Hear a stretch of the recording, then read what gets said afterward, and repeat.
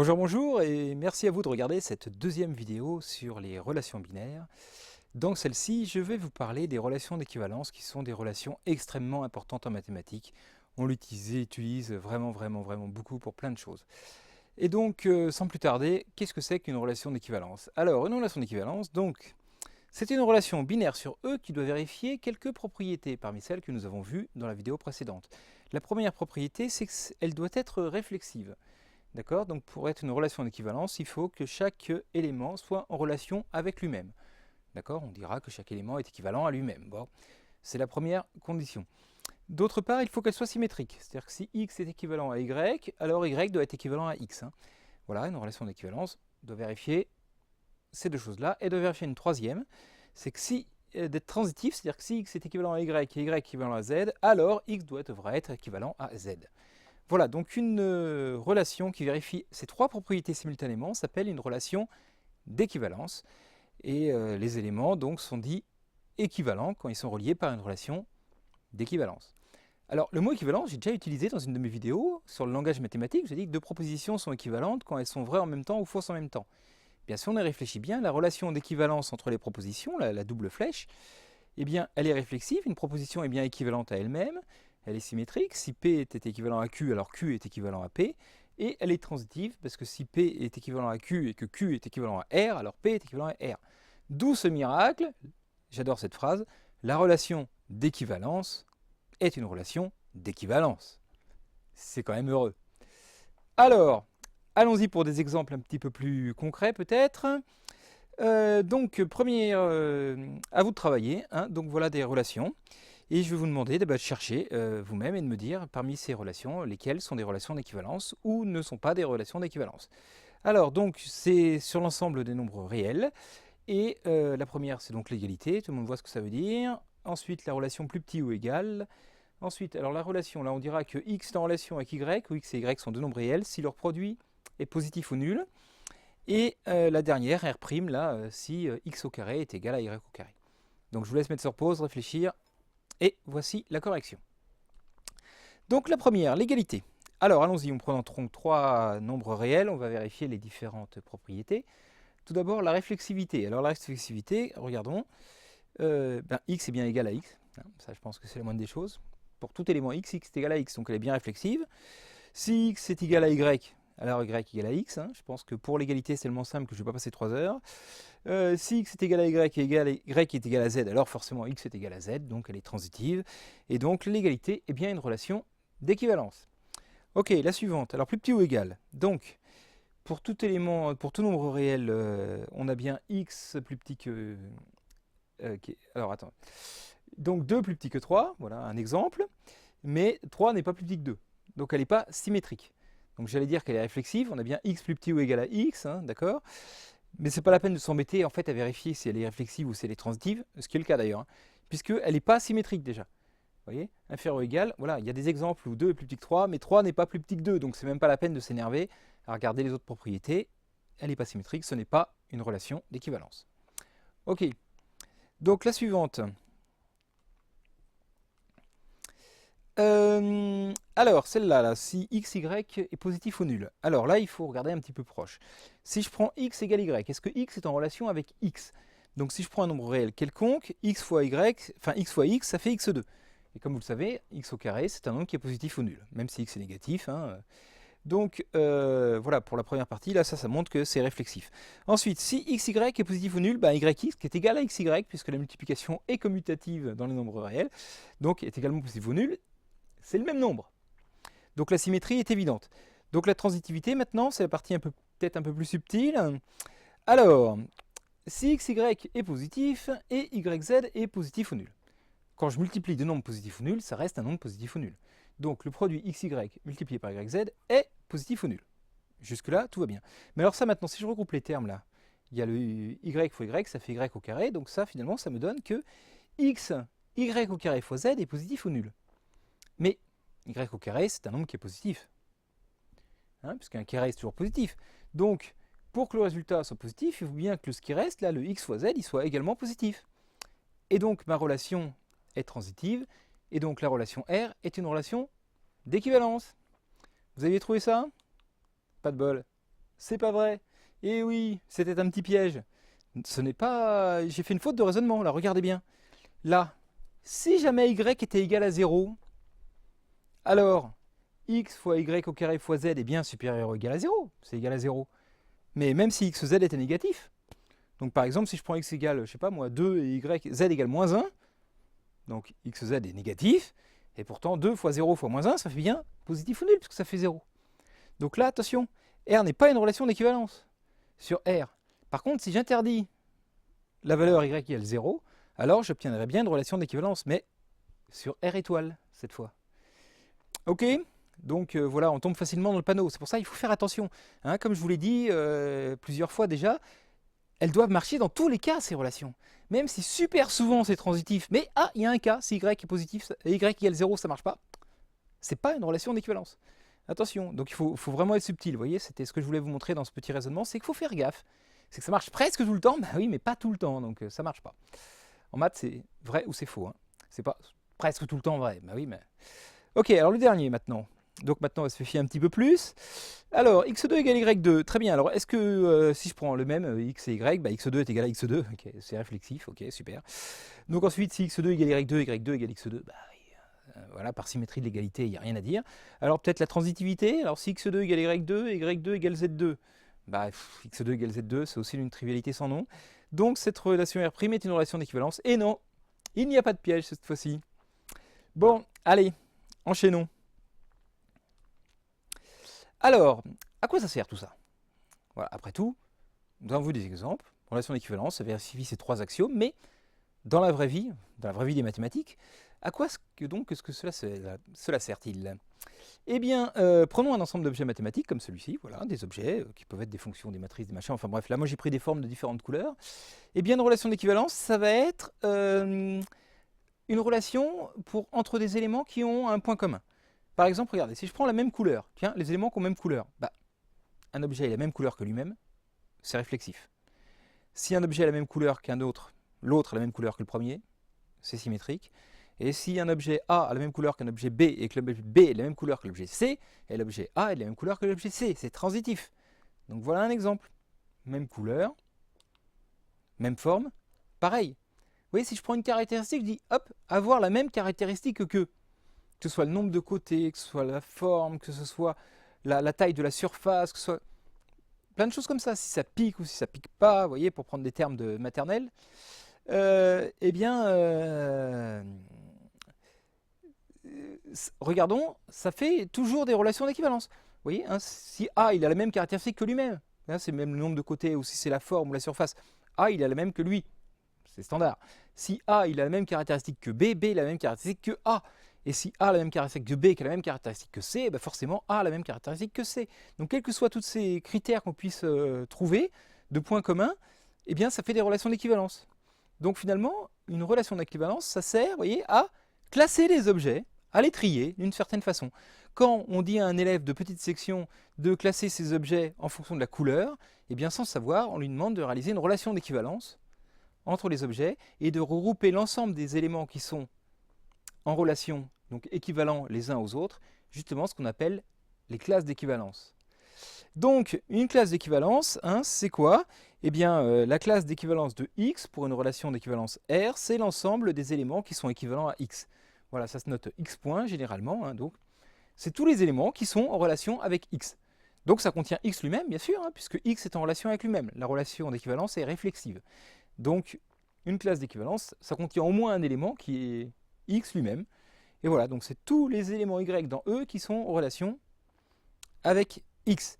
Hein, alors comme c'est symétrique, on s'en moque dans l'ordre dans lequel on met, puisque si x est en relation avec y est en relation avec x. Donc voilà.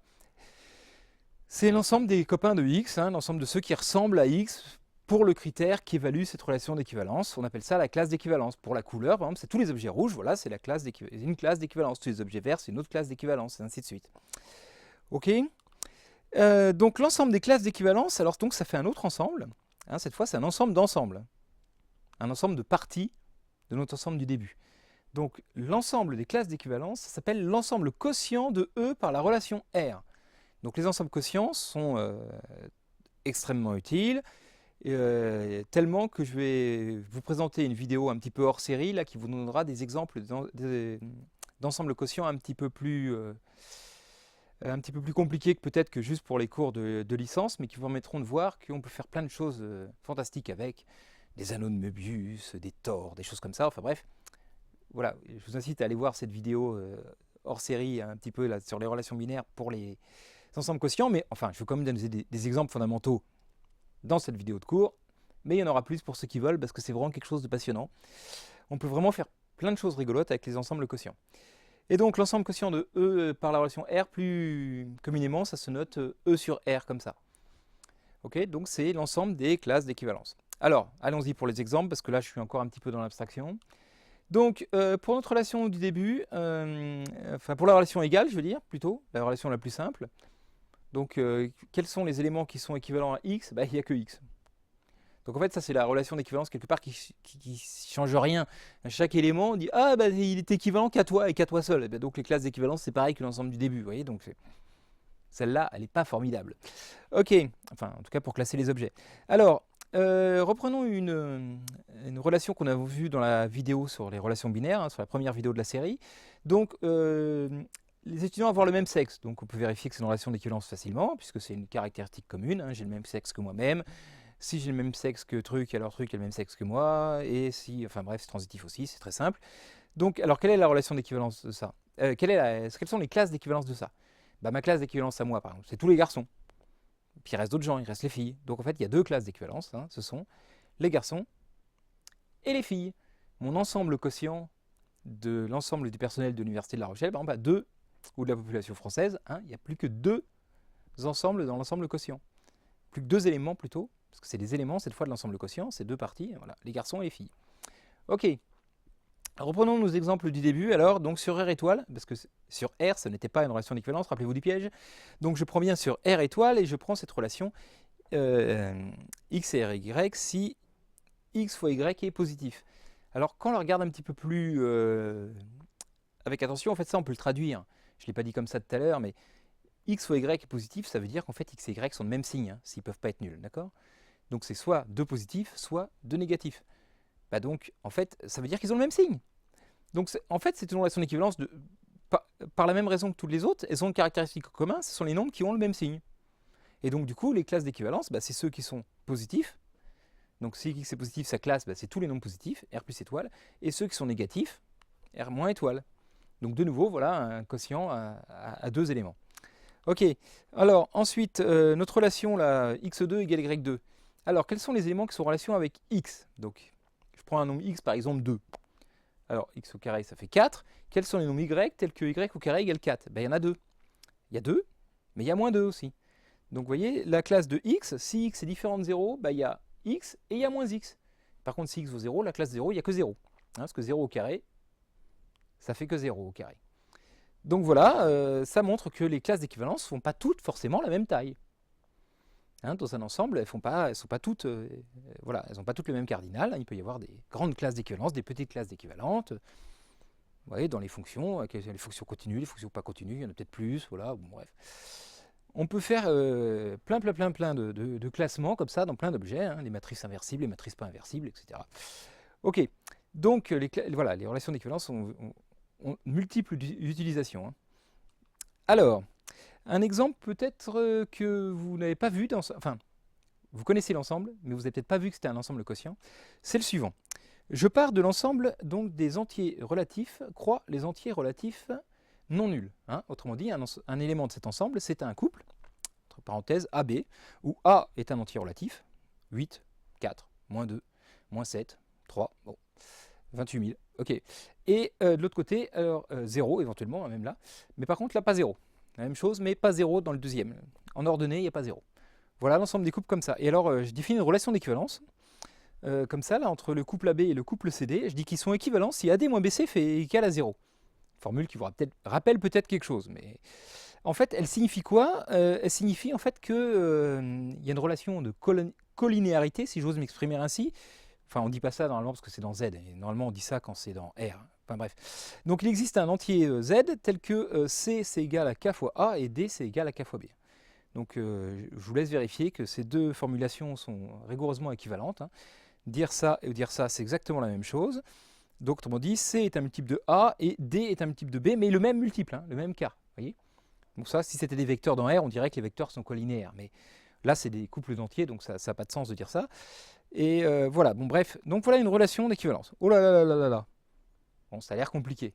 Alors ça va être beaucoup moins quand je vous aurais dit que les classes d'équivalence en fait de AB, du couple AB, on a l'habitude de la noter A sur B. Et oui, je me semble que vous savez que la fraction, par exemple, 18 sur 12, eh bien, vous avez écrit déjà depuis tout petit, depuis la sixième ou la cinquième, que c'était égal à 9 sur 6 et que c'était égal à 3 sur 2. Hein, en effet, une fraction, vous voyez, A sur B est égal à C sur D, eh ben, ça veut dire que le produit de en croix AD moins BC est égal à 0, hein, vous le savez depuis très très longtemps. Donc ce égal là, il signifie quoi? C'est étrange, vous voyez, parce que c'est pas les mêmes nombres là. Il y a 9, il y a 3, il y a 6, il y a 2. Donc les fractions sont pas rigoureusement identiques, mais elles valent la même chose, d'accord? Parce que par cette classe d'équivalence, c'est la même chose. Hein, donc là pareil, vous savez, quel que soit l'entier là, KA sur KB, ça simplifie, ça fait A sur B. Donc cette formule de simplification des fractions là, ce égal, qu'est-ce qu'il signifie? Il signifie qu'en fait on a considéré que toutes les fractions qui avaient la même valeur numérique si on effectuait l'opération étaient les mêmes.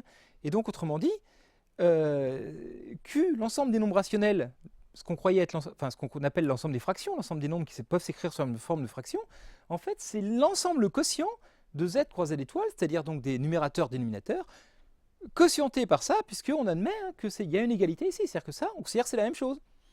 On regroupe tout cela, on dit ils sont équivalents en fait. Ça, on pourrait dire que c'est une fraction équivalente à celle-là. Et l'ensemble de toutes les fractions équivalentes, vous voyez, tout ça, hop, on dit que c'est la même. Si deux fractions sont équivalentes, on met un égal. Alors que normalement, on aurait dû dire c'est des fractions équivalentes. Et le égal, ça signifie, vous voyez, que hop, en fait, on calcule dans un espace quotient, un ensemble de classes d'équivalence. Une fraction, et c'est bien ce qui pose problème à plein d'élèves souvent, c'est qu'elle a plusieurs écritures. D'accord? Et donc, c'est bizarre d'écrire, vous voyez, 9 sur 6 égale 3,5.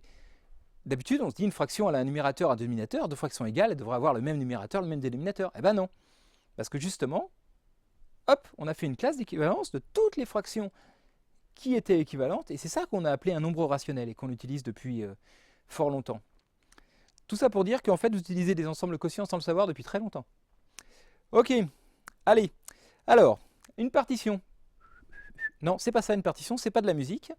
En mathématiques, une partition, il faut un ensemble E, et faire des parts, d'où le mot partition. Alors allez, je vais couper ma tarte là, ou mon œuf, allez, toc toc toc, j'enlève le chapeau, boum, voilà un morceau de l'œuf. Ensuite, tiens, j'enlève une autre partie de l'œuf, tout ça, je le coupe en morceaux, une troisième, une quatrième, une cinquième, ah, il n'y en a plus, voilà, j'ai réalisé une partition de E.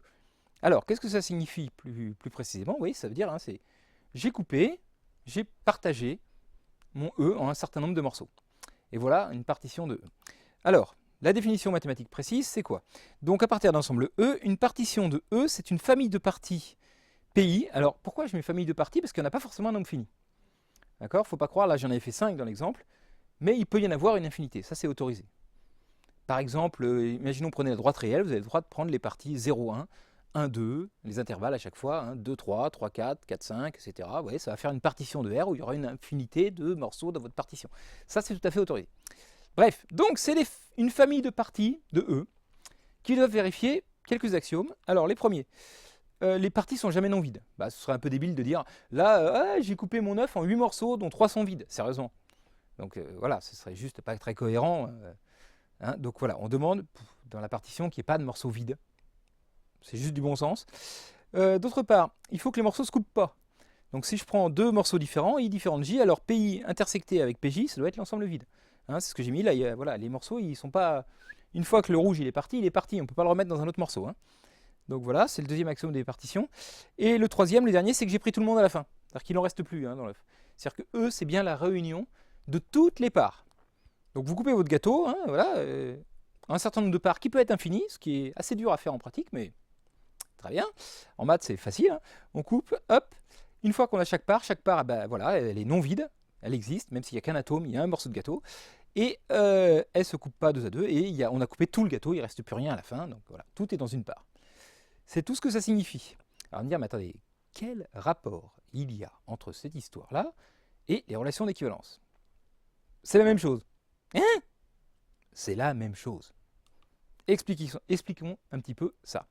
Dans le premier sens, alors si je prends un ensemble muni de relations d'équivalence R, eh bien ce que je prétends, c'est que l'ensemble des classes d'équivalence, donc les éléments de l'ensemble quotient, forment une partition de E.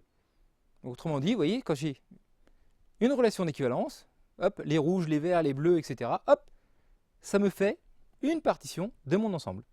Alors, prouvons-le tout de suite, même si c'est a l'air assez intuitif, assez évident. Comme la relation R, elle est réflexive, c'est-à-dire que X est en relation avec lui-même. Donc, ça veut dire que la classe de X, elle contient au moins X. Donc, la classe de X, elle est différente de 0, de vide. Elle est différente de l'ensemble vide. Donc, toutes les classes d'équivalence sont non vides. Le premier point, c'est bon.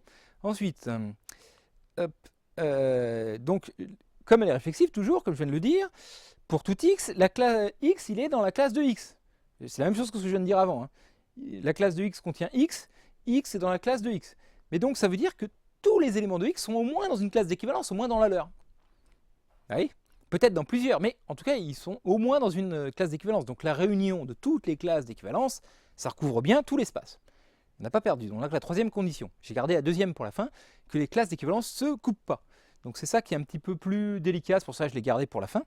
Donc, prenons deux classes d'équivalence, X et X point et Y point, donc la classe d'équivalence de X et de Y, et on suppose qu'elles se coupent. Je fais un raisonnement par contraposé en fait. Hein.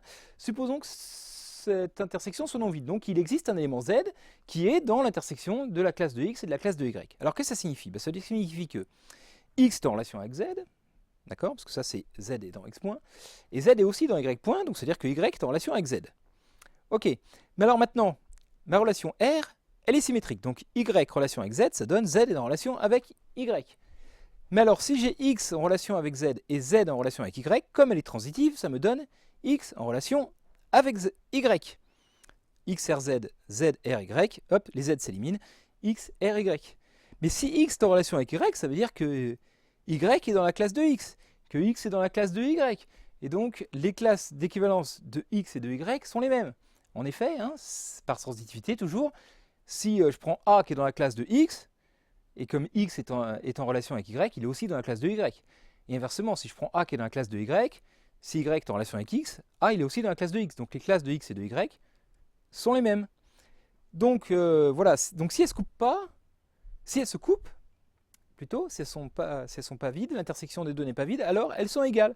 Donc par contraposé, si X est différent de Y, je prends deux classes équivalentes qui ne sont pas identiques, alors elles ne se coupent pas. Et donc c'était le troisième point. C'est voilà, si X est différent de Y, alors X inter Y est le vide. Et donc on a bien prouvé maintenant que les classes d'équivalence formaient une partition de notre ensemble. Maintenant la réciproque, parce que je dis que c'était la même chose, c'est-à-dire que c'est vraiment équivalent, se donner une partition, se donner une classe d'équivalence, c'est la même chose. Donc on vient de voir, si on avait une classe d'équivalence, boum, on a une partition en prenant les classes d'équivalence. Maintenant partons d'une partition quelconque. Comment je trouve une relation d'équivalence? Eh bien c'est très simple. Donc soit PI une partition d'un ensemble E, on définit la relation R par... Alors X est en relation avec Y s'il existe un I dans tout l'ensemble des... Donc un indice tel que X appartient à PI et Y appartient à PI. Alors attention, hein, c'est important, c'est le même I là et là. Hein. C'est-à-dire qu'ils sont dans le même. Vous voyez, par exemple, donc là, ils sont tous les deux dans le jaune, ou tous les deux dans le vert, ou tous les deux dans le bleu, ou tous les deux dans le rouge. C'est ça ma relation d'équivalence, c'est ils sont dans la même partie, donc dans la même catégorie, vous voyez. Une partition, ça permet de définir des catégories. Ceux qui sont dans la case 1, la case 2, la case 3, la case 4, ainsi de suite. Je dis voilà, ils sont équivalents, ils sont dans la même case. Et pourquoi c'est une relation d'équivalence? Bon, on va le prouver tout en dessous, mais je dis que c'en est une, on va le prouver. Et que les classes d'équivalence, c'est exactement les morceaux que j'avais au début. D'accord? Alors, donc, j'ai dit que c'est clairement réflexif, symétrique, transitif, c'est évident, hein, donc regardons. Alors, X est en relation avec X, est-ce que c'est vrai? S'il existe un I tel que X appartient à PI et X appartient à PI, comme les PI regroupent tout l'ensemble, un élément X est forcément dans au moins une des parties, puisque ça touche où. Vous voyez, donc je prends un élément X n'importe où, là il est dans P1, là il est dans P3, il est forcément dans un PI, et donc il est dans PI et dans PI, et donc voilà, c'est réflexif, c'est simple. Si X est dans P3 et Y sont P3, alors ils sont dans le même, enfin Y et X. Vous voyez, la formule elle est symétrique en X et Y. Hein. Il existe un I tel que X appartient à I et Y appartient à PI, on peut inverser les deux, ça ne change pas. Donc la relation est symétrique c'est une évidence. La transitivité, c'est peut-être un poil plus compliqué. Hein. Si X est dans PI, Y est dans PI. D'accord? et il existe un J a priori tel que X est dans PJ et Y est dans PJ, oui, mais les PI et les PJ, ils ne se coupent pas. Donc si Y est dans PI et dans PJ, c'est que I égale J. Et donc forcément, X est dans PI, Y est dans PI et Z est aussi dans PI. Donc la transitivité, c'est un petit peu plus subtil, mais c'est relativement simple aussi.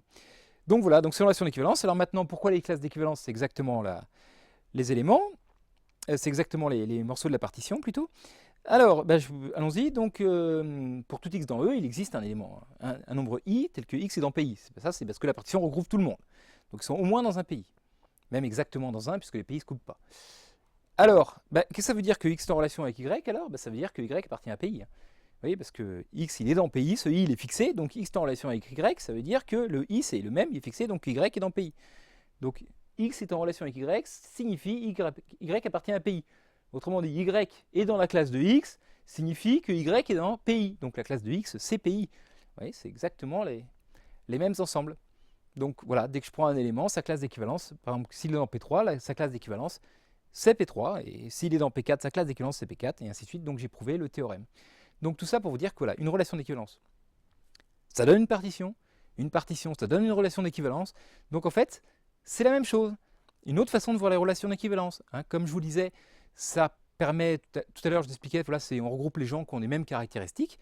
C'est exactement ça. À partir du moment où, quand vous avez pris vos objets, vous les avez classés par taille, par nombre de phases, vous avez fait des paquets, hop, vous avez réalisé un espace quotient par une relation d'équivalence.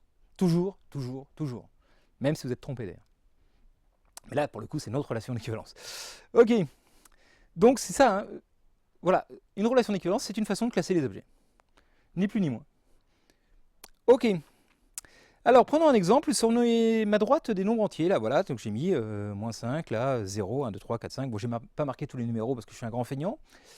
Et voilà, et donc je voudrais essayer de partager cette partie. Donc je prends que les entiers. J'ai tracé toute la droite, mais je m'intéresse aux nombres entiers. Trouver une partition de ces entiers. Alors, une façon de faire, il y en a plein, mais je dis, tiens, par exemple, je vais prendre en rouge les multiples de 5. Voilà, donc là, 5, 10, 15, 20, etc. etc. C'est une sous-famille des entiers.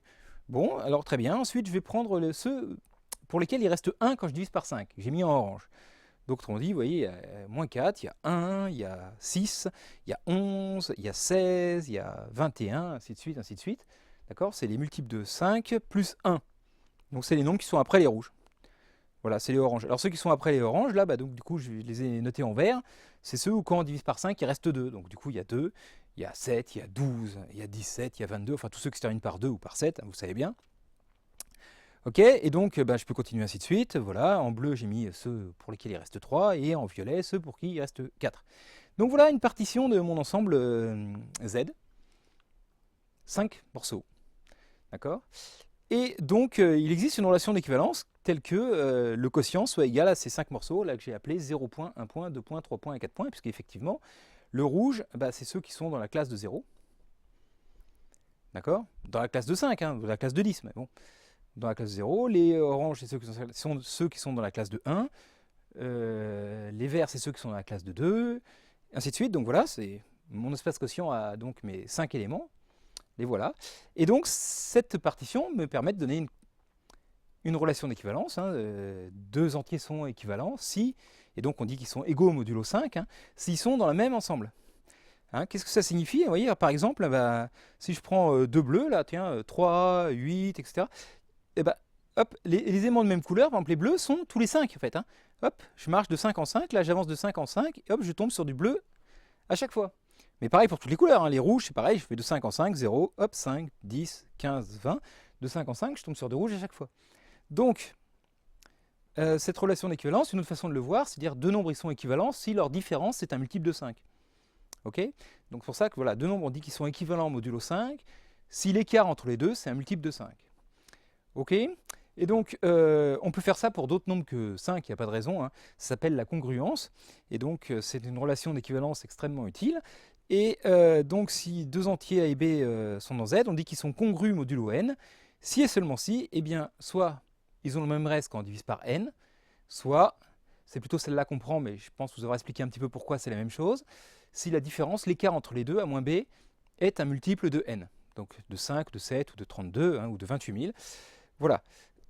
Alors à ce moment-là, on dit que A et B sont congrus modulo n, ça veut dire qu'ils sont égaux modulo un multiple de n. Et donc la relation de congruence modulo n est une relation d'équivalence. Je vous laisse le vérifier par le calcul directement, mais c'est très simple, hein, A moins A, etc. Bon, je vous laisse le faire, c'est un petit exercice, mais comme c'est une partition, on est sûr d'y arriver. Et du coup, le quotient de cette relation d'équivalence, là, c'est un ensemble qui s'appelle z sur nz. Donc, vous voyez, pour z sur 5z, c'était 0, 1, 2, 3, 4, avec des points. Z sur nz, donc c'est 0 point, 1 point, 2 points, 3 points, 4 points, jusqu'à n-1 point, comme ça. Et donc, c'est un ensemble extrêmement intéressant qui méritera d'ailleurs sa vidéo à lui tout seul. C'est prévu, je ne l'ai pas encore préparé, mais ça viendra. Donc, suivez bien la chaîne et vous aurez une vidéo qui vous expliquera plein de détails sur cet ensemble captivant. Voilà, eh bien, je vous remercie, c'est tout pour les relations d'équivalence. Il y aura une vidéo hors série pour montrer d'autres ensembles quotients un peu plus exotiques, un peu plus rigolos, mais qui dépassent un peu plus le cadre des cours de licence. Mais je vous incite quand même à la regarder parce que je pense qu'elle sera intéressante. Et je vous remercie d'avoir suivi celle-là. Voilà, la prochaine vidéo sera sur les relations d'ordre qui sont tout aussi captivantes que les relations d'équivalence. Je vous remercie de l'avoir suivi et à bientôt.